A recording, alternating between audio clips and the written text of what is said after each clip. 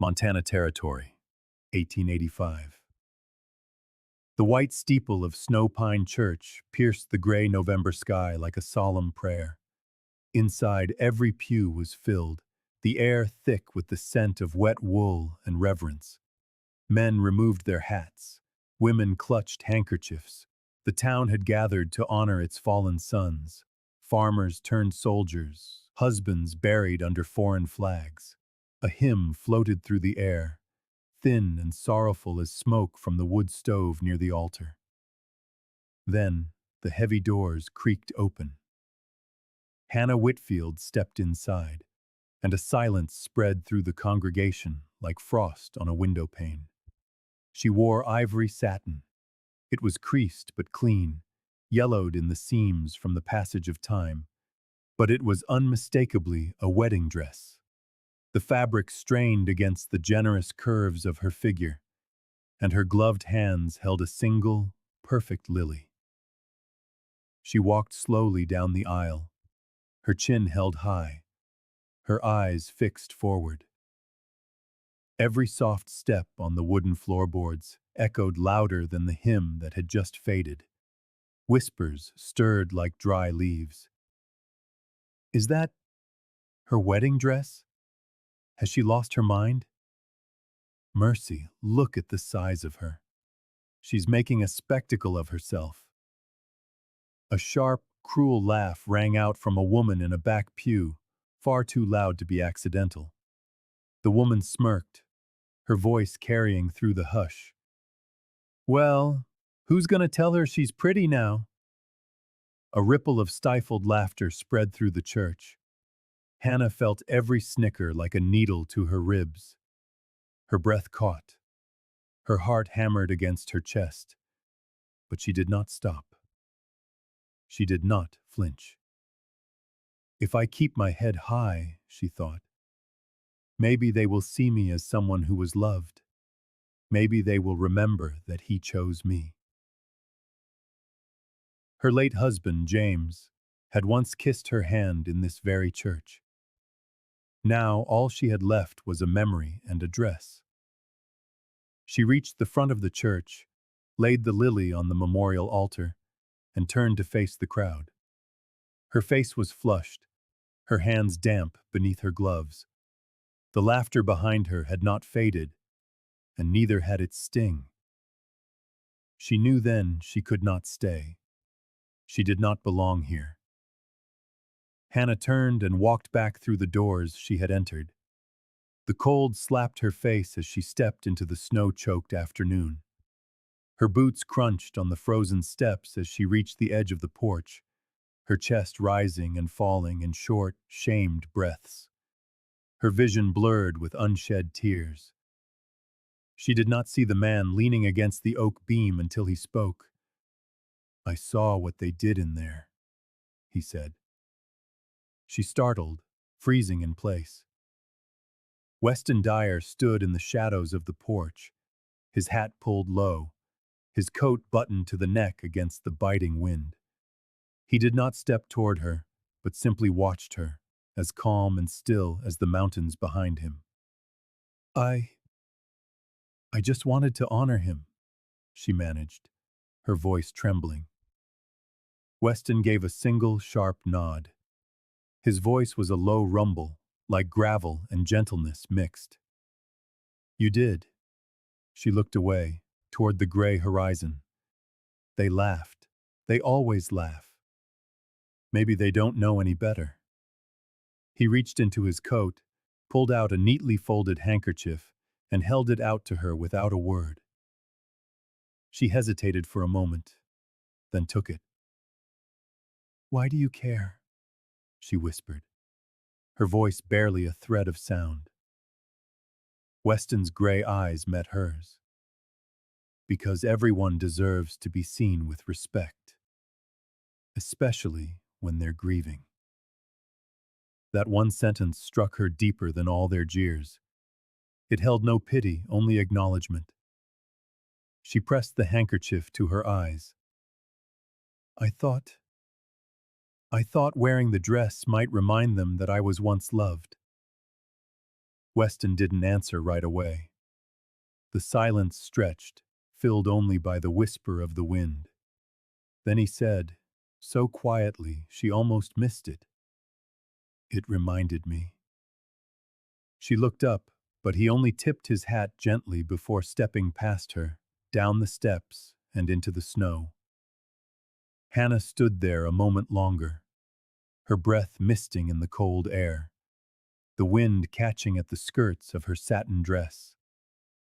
And somewhere deep inside, buried beneath layers of shame, a small flicker of warmth stirred. Sometimes, all it takes is one person not to laugh. Sometimes dignity needs only a single witness. The snow had settled into a profound silence by the time Weston found her again. She was standing near the back steps of the church, the hem of her ivory dress soaked with slush. He didn't speak at first, just watched as she traced the grain of the wooden rail with a trembling finger. You did something brave in there, he said finally, his voice cutting through the quiet. She turned, startled. Wearing a dress? She asked, the sound halfway between a laugh and a plea. Showing up, he answered, knowing they would tear you apart for it. Her hands fluttered nervously around the stem of the lily she still held. It was foolish. No, he said, his eyes steady on hers. It was honest. She said nothing, waiting for the pity, for the polite farewell she expected to follow. Instead, he cleared his throat. I run a horse ranch north of town, Hollow Ridge. It's too quiet, too cold, and it's always in need of more hands than I have. He paused, hesitating for a fraction of a second. I've been looking for someone to help around the house. Someone steady. Someone my daughter, Isla, can count on. Her brows drew together. You want to hire me? I want to offer you a job, he said simply. He met her gaze without flinching. Because you're not afraid of standing alone. Because you didn't run when they left. And because my daughter needs someone kind. She blinked at him, utterly confused. But I'm not. I mean, look at me. People laugh at me. I'm not looking for pretty, he said. Then paused, amending softly. Though I wouldn't say you're not that, either. A blush crept up her neck, warm and unfamiliar. She looked down at her hands. I don't know what to say. Say yes. She opened her mouth, then hesitated, her heart pounding. Unless, she murmured, this is out of pity. His voice sharpened slightly, not with anger, but with a firm resolve. I don't pity anyone who works hard and holds their head up. I need help. You need a place, that's all it is. She searched his face. It was weather-worn and hard to read, but there was no unkindness in it. Just then, a soft voice called out from behind him. Daddy? A small girl bounded toward them, her red coat trailing behind her like a flag in the wind. Her curls were the color of wild honey, her cheeks pink from the cold. She stopped just short of Hannah, peering up with wide, curious eyes. Then, she broke into a grin. Pretty lady, she announced, reaching out and grabbing a fold of Hannah's satin dress. Hannah's breath caught in her throat. No one had called her that. Not in years, not even in kindness. Tears welled instantly in her eyes. She crouched down, her voice trembling. What's your name, sweetheart? Isla, the girl said proudly. Hannah smiled through her tears, and Isla smiled back, the kind of pure, unweighed smile that only a child can offer. Behind them, Weston stood very still, watching them both. She's lovely, Hannah said softly, not taking her eyes off the child. She doesn't say much to strangers, Weston murmured, his voice low. She's not a stranger, Isla declared, then looked up at her father. Can she come home with us? The corner of Weston's mouth twitched into something resembling a smile. That depends on the lady. Hannah wiped her eyes with the handkerchief still tucked in her pocket. I've never been much good at cooking. I overboil tea. I fold sheets the wrong way. I don't drink tea, he replied. And Isla sleeps in a mess of blankets anyway. Hannah looked down at Isla's small hand, curled trustingly around her fingers. She looked back up at Weston, at the quiet strength in his gray eyes. All right, she said. He nodded once, a solemn gesture, as if they had sealed something much bigger than a simple contract. Isla gave a little jump of excitement. Yay! Pretty lady is coming! The laughter that spilled from Hannah's lips was light and real, surprising even herself. As they walked down the snow-packed road together, Isla skipping ahead and Weston steady at her side, Hannah realized she hadn't felt this kind of warmth in years. Not since before the wedding. Not since she believed someone could look at her and not see a flaw. Not since she had been called beautiful without needing to earn it. And she hadn't known, until this very moment, just how much she missed being wanted. Without conditions, without whispers, without apologies. The wind howled across Hollow Ridge, but inside the small cabin, it was warm and mostly quiet. Hannah moved cautiously through the kitchen, her hands fumbling as she rescued a pot of stew that had just boiled over. The smell of burnt onions clung to the air, and she winced as she wiped the rim of the hot iron stove. It was her third mistake that morning. Earlier, she had broken a bowl while drying dishes too quickly, and the day before, she had made Isla's bed with tight corners instead of the child's preferred loose pile of quilts. She tried to take a deep breath, but the weight of failure pressed down on her. Just don't be a burden, she told herself silently. If you can stay out of the way, maybe they won't change their minds. She had been in the cabin for 4 days. 4 days of waking in the cold dark, of scrubbing floors with icy water, of fumbling through domestic tasks she'd never been taught. Her old life had been small and quiet, a life where she was never expected to care for anyone but herself. Hollow Ridge, even in its silence, felt overwhelmingly full. She stirred the stew again, too quickly this time, and a bit more sloshed onto the stove with a hiss. Her shoulders tensed. Footsteps approached from behind. She turned, her heart sinking. Weston stood in the doorway, his gaze flickering to the bubbling pot, but he said nothing about the mess. He set down a tin bucket beside the stove, steam curling from the kettle nestled inside. For the washing, he said simply. Hannah blinked. The water was warm. Thank you, she whispered. He only nodded before stepping back outside, letting the door swing softly shut behind him. There was no lecture, no sigh of disappointment. Just a bucket of warm water.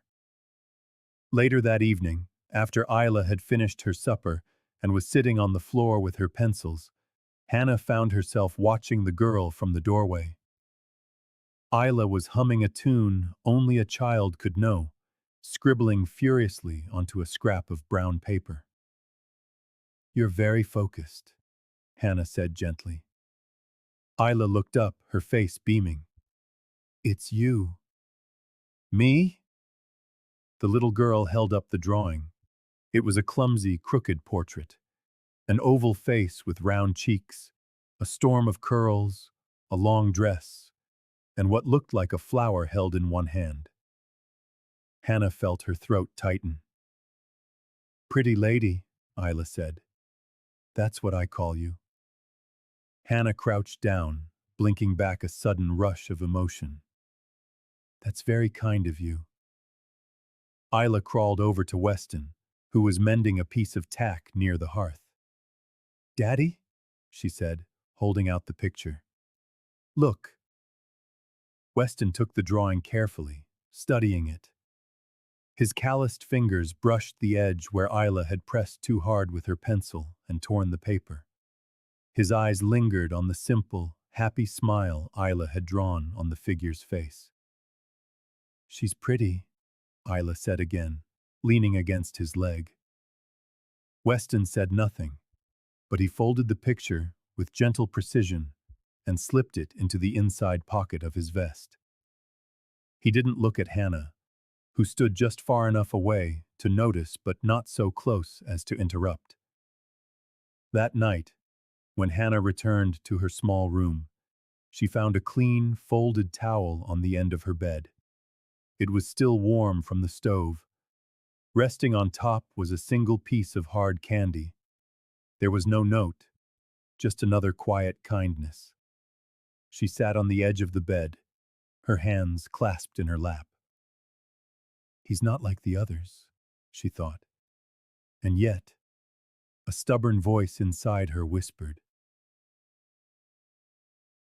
but that doesn't mean he truly sees you. She didn't know what he saw, not yet. But she knew that in 4 days, he had not once made her feel like a burden. Not once. The wind was sharp the next morning, slicing across a sky so bright and blue it belied the bitter chill. Hannah had just finished hanging linens on the line when Isla's laughter rang out, clear and light like a bell tossed on the breeze. She turned toward the sound and froze. Isla had slipped away again, this time past the paddock fence. Her small boots were crunching over the frost-stiffened grass where the unbroken horses were kept. Beyond her, 3 powerful animals stirred, their manes wild in the wind. One of them, a silver-gray stallion full of restless muscle, snorted, pawed the earth, and tossed its head. Isla, no! Hannah shouted. The little girl turned at the sound, surprised. But it was too late. The stallion was already tense, its eyes wide, sensing movement and preparing to charge. Hannah didn't think. Her feet moved before her mind could catch up. She sprinted across the frozen field, her skirts flying, her heart pounding a frantic rhythm against her ribs. The cold bit at her face, but all she saw was Isla's small figure, frozen in fear. The horse lunged. Hannah threw herself forward, wrapping Isla in her arms and turning her own back toward the animal, just as a thunder of hooves pounded past them. Dust and frozen earth flew into the air. A scream caught in Hannah's throat. But then strong arms were there, pulling them back. Weston. He had come running from the barn, had grabbed them both, and was now dragging them through the open gate just as the horse veered off with a wild, frustrated snort. They collapsed in a heap on the safe side of the fence. Isla was sobbing into Hannah's shoulder, and Hannah was gasping for breath, trembling from head to toe. Weston crouched beside them, his face ashen, his own breath ragged. Are you? He began, but stopped when he saw Isla's face buried so tightly in Hannah's arms. He reached out, his hand hovering for a moment, before he gently brushed his daughter's curls. It's all right now. You're all right. Isla only clung tighter to Hannah. When the child's sobs finally quieted, Weston looked up, his gray eyes meeting Hannah's. For a long moment, neither of them spoke. The world seemed to hold its breath. Then, quietly, he said, You didn't even hesitate. Hannah's voice was hoarse. She was out there alone. You could have been trampled. I didn't care. The silence that followed was thick with everything they had no words for. Weston looked from her face down to the way she still held Isla, as if the child were the most precious thing on earth. His gaze lingered, not on her mistakes in the kitchen, not on her full figure, not on her past, but on that protective embrace. "You're more important than you think you are, Hannah," he said softly. She blinked, unsure if she had heard him right, but he didn't repeat it. That night, the house was quiet. Isla fell asleep clinging to her father's shirt, a soft, sleepy hiccup escaping her every few breaths. Hannah returned to her room in silence, her limbs sore, her back aching from the fall. But at her door, something was waiting. A small, hand-carved wooden comb lay on the floor just inside. It was smooth and polished, inlaid with a tiny, perfect heart carved into the handle. There was no note. There didn't need to be. She picked it up slowly, her fingers brushing over the familiar grooves of whittled wood. It had to be Weston's work. Her throat tightened. No man had ever given her something beautiful without expecting something in return. No one had ever thanked her in silence. She sat on the edge of her bed, tracing the outline of the carved heart again and again. She didn't cry, but something inside her, something that had been coiled tight for years, finally began to breathe a little easier. And somewhere beyond her walls, Weston stood at the barn door, watching the first flakes of a new snow begin to fall, his expression unreadable in the gathering dark. By the end of her second week at Hollow Ridge, the townsfolk had found their voices again. It started in the general store with a sideways glance, a muttered comment just out of earshot. "Heard she was run out of Red Valley. They say it wasn't just a job she lost. Seduced the son of a prominent family, I hear. That one's trouble, wearing a wedding dress to a memorial like it meant something." Hannah heard the whispers like slices of cold steel as she moved between burlap sacks of flour and barrels of nails.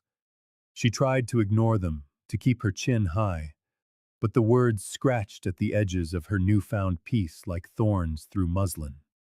One afternoon, as she carried a heavy basket of apples back from town, a voice from her past stopped her cold. "Well, if it isn't the belle of the scandal." She turned, her blood running cold. Samuel Price stood there, tall and polished, wrapped in a city coat far too fine for the dust of Montana. His smile was all teeth, his eyes the same pale blue that had once watched her too closely in a quiet library, had not softened with time. "Didn't expect to find you this far out in the wilderness," he said, stepping closer. "You always did have a habit of disappearing." Her own voice came out small and thin. "Why are you here, Samuel?" "I heard whispers. A girl with red cheeks and a past no one could quite put a name to. I came to see if the rumors were true." She took a step back, the basket trembling in her arms. Samuel clicked his tongue. "No need to be rude. I came bearing an offer." "I don't want anything from you." "Oh, but you do," he said smoothly. "Your name is still dirt back in Red Valley.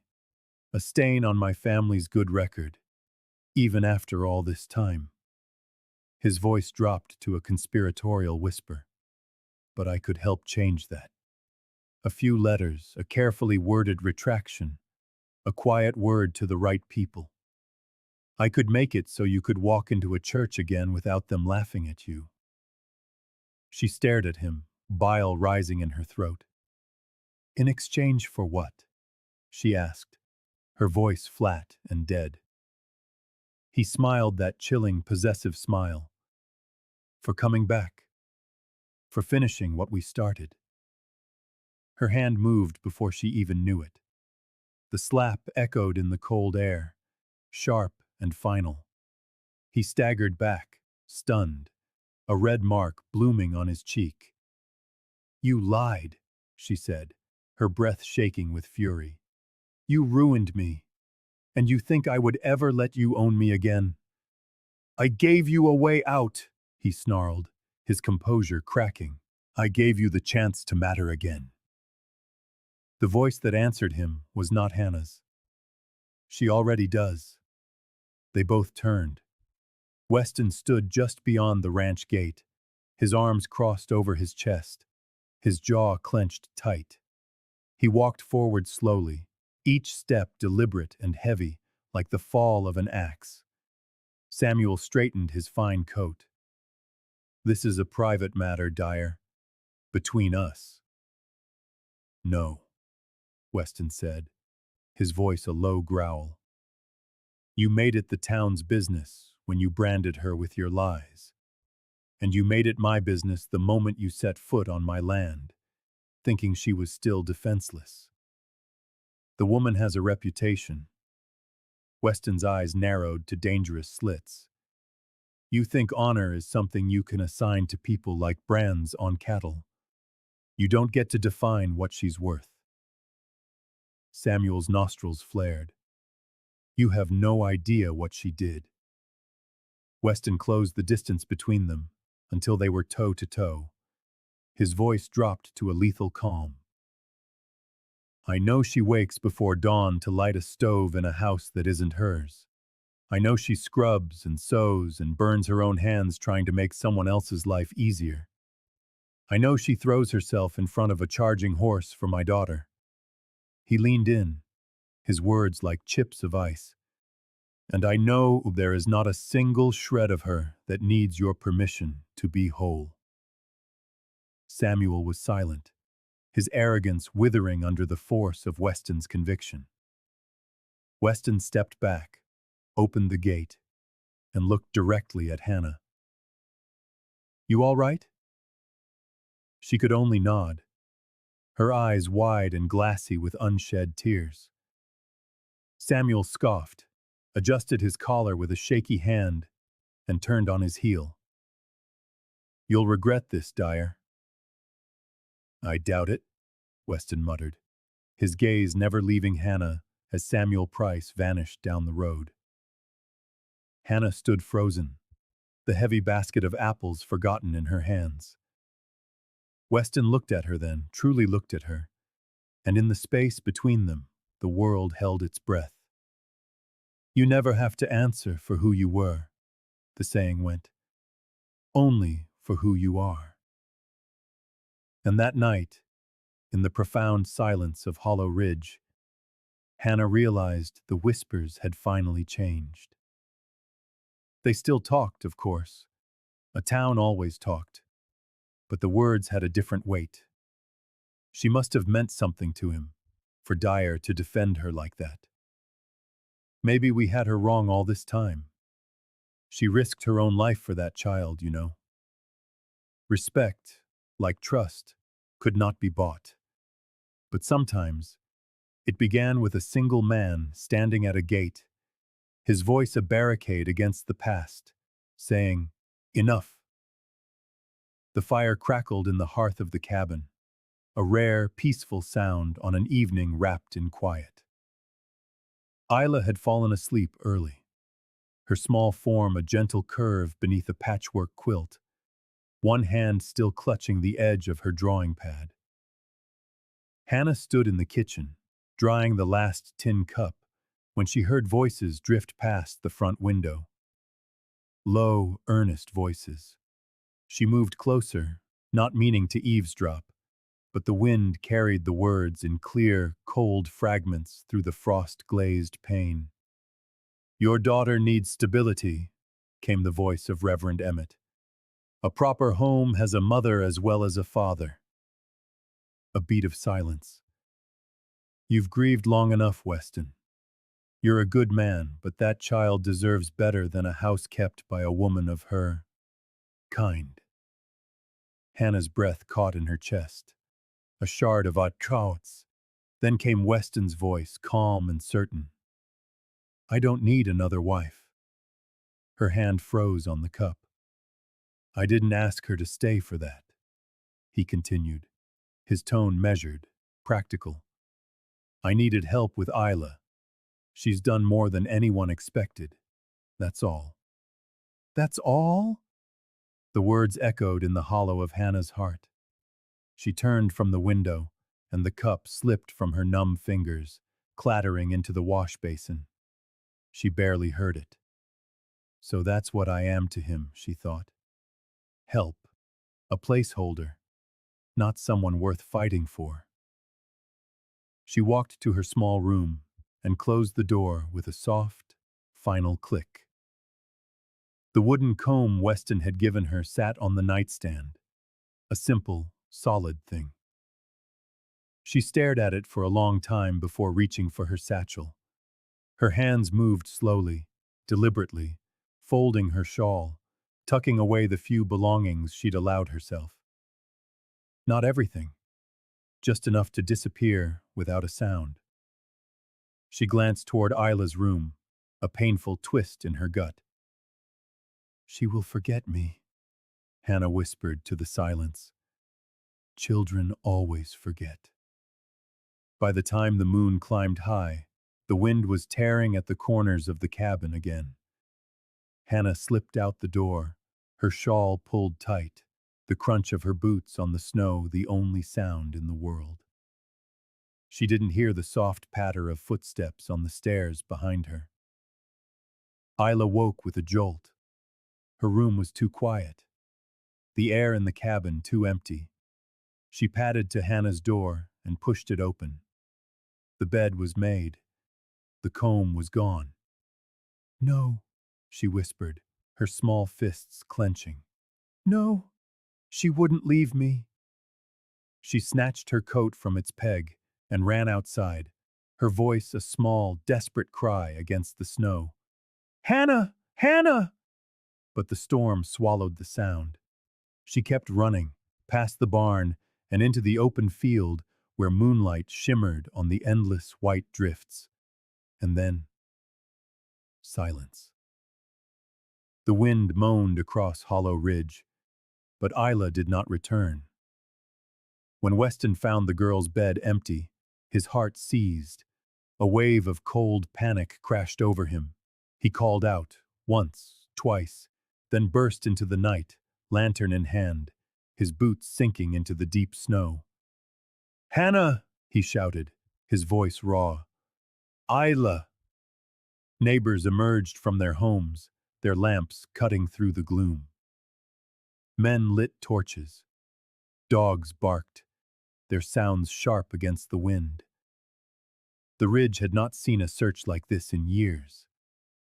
Weston's lungs burned, but nothing mattered except finding them. Both of them. One who had walked away in silence and the other who had gone chasing after love. The pine trees whispered overhead, their snow-laden branches groaning like old bones. The sky was a bruised canvas of storm clouds and moonlight, and every gust of wind felt like a blade. Hannah stumbled through the darkness, her own lantern swinging wildly, casting long, shuddering shadows. Her breath came in ragged clouds, her throat raw from shouting Isla's name into the void. Isla! She cried again, her voice cracking. Sweetheart, where are you? Only the wind answered.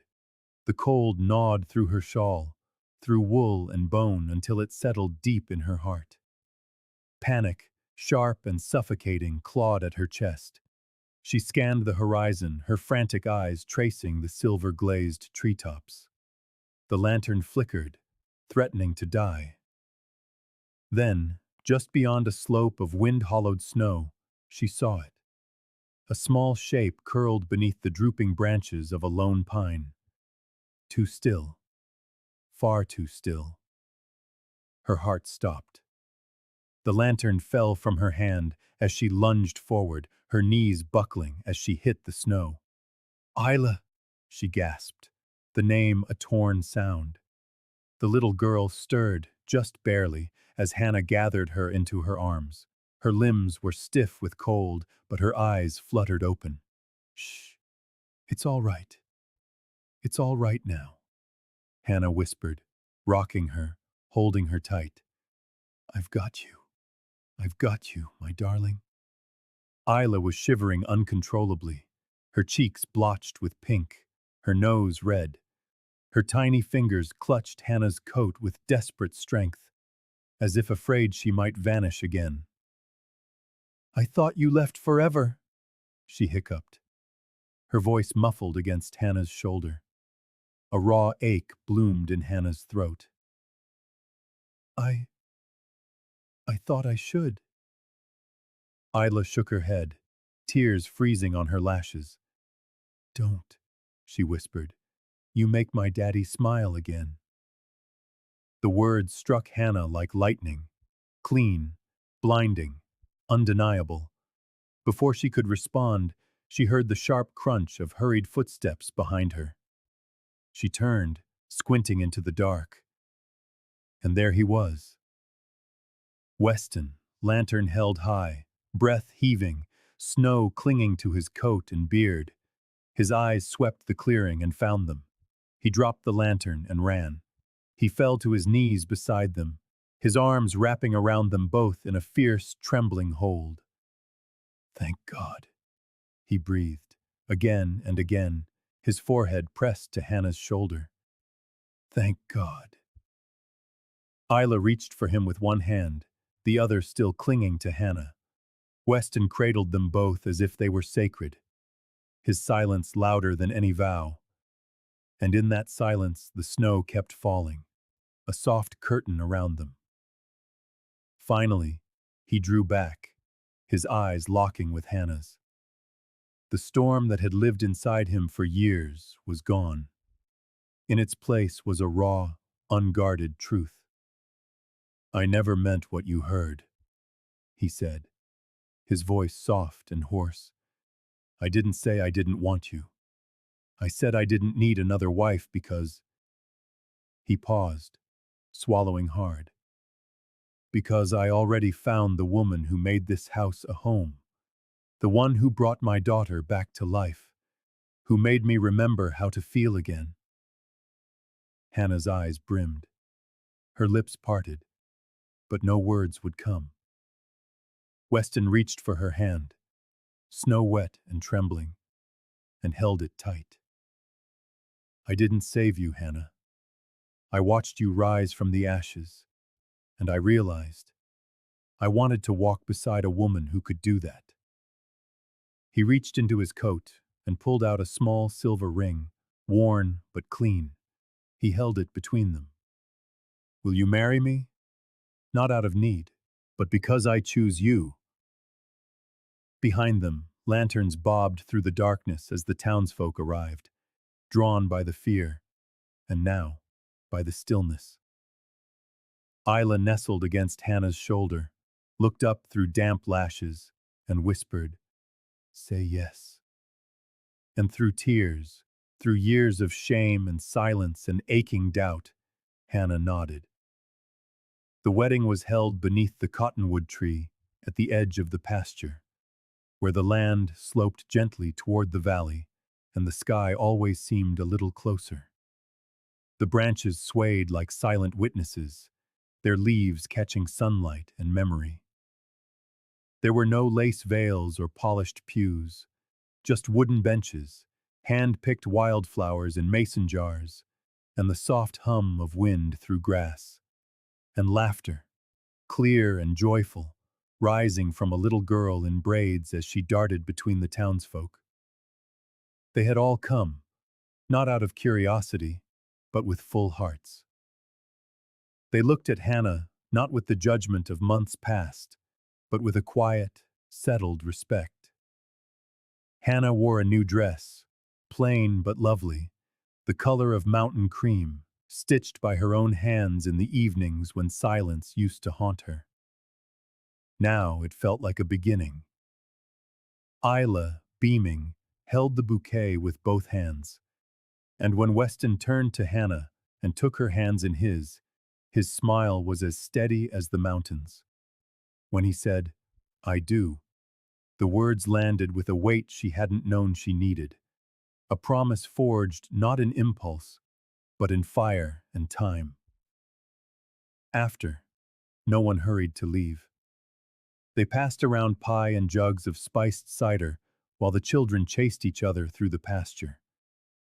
For the first time since Weston had buried his grief in those fields, Hollow Ridge no longer felt like a monument to loss. It felt like a shared home. Weeks passed. One morning, just after the frost had finally lifted, Hannah awoke to the sound of hammering. She stepped outside, a shawl around her shoulders, and saw Weston near the barn, beside a half-built frame of fresh cedar. "What's this?" she asked. He looked up, grinning. "I'm building you a room." "A room?" He nodded, proud. "It faces east, toward the valley." "Why?" He wiped the sweat from his brow. "Because you made this place more than just fences and hay. I thought it ought to have a space that belongs only to you." By spring, the room was finished. Shelves lined the walls, soon filled with books. A desk sat beneath the wide eastern window, a place to write, to teach, to simply be. By summer, Hannah had 5 students from neighboring farms, their fingers ink-stained, their eyes wide with wonder. She taught them on the porch, with Isla always beside her. Sometimes Weston would lean in the doorway, arms crossed, his gaze soft, as if watching a life he'd once forgotten he could have. One evening, after the last child had gone, Hannah sat alone in the room he'd built her. The sun was dipping low, casting gold across the floorboards. On the desk lay the old wooden comb, worn smooth from touch. She picked it up, her thumb running over the ridges. "The day I first came here," she thought, "I believed my story had already ended in whispers and shame. But then came Hollow Ridge and Weston, and Isla's small hand in hers." Outside, laughter rang out as Isla chased fireflies in the tall grass.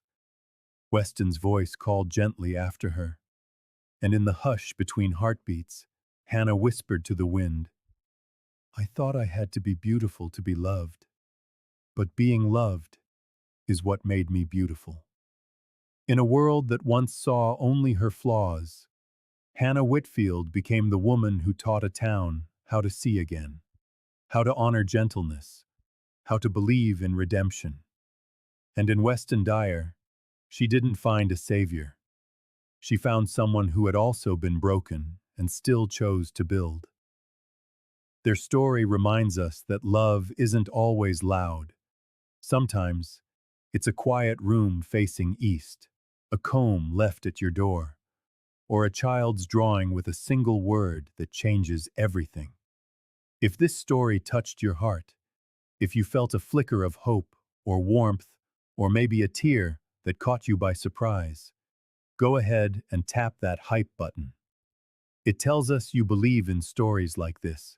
And if you haven't already, subscribe to Wild West Love Stories for more tales of devotion, defiance, and the kind of romance that rises, like Hannah did, from silence and snow. Because out here, on the edge of the frontier, hearts still find their way home.